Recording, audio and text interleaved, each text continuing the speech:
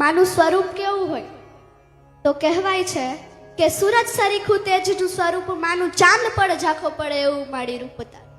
જોવા તને લાખો લોકો પગલા પખાડે પર માડી મારી સવનારે દિલમાં જડે હાજા તાજા હેમાં ખેમાં રાખજે માં દયા તારી ધનના ભંડાર ભરીએ રાખજે માં લીલીવાળી ભૂલ ચૂક થાય તો એ રાખજે મારે માં તારી દયા ભર્યો હાથ તારો રાખજે માં માથે મારી દયા ભર્યો હાથ તારો રાખજે માં માથે મારી દયા ભર્યો હાથ તારો રાખજે માં માથે સૌ પ્રથમ તો આઈમાને મારા વંદન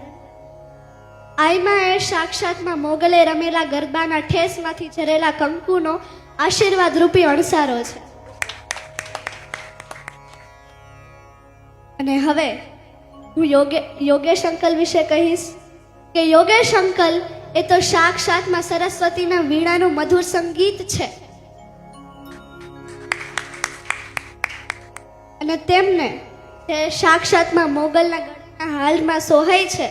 તેમને મારા જેવી નાની એવી ફૂલની પાખડીને યાદ કરીને અહીંયા બોલાવી તેમના માટે હું તમને ખૂબ ખૂબ આભાર વ્યક્ત કરું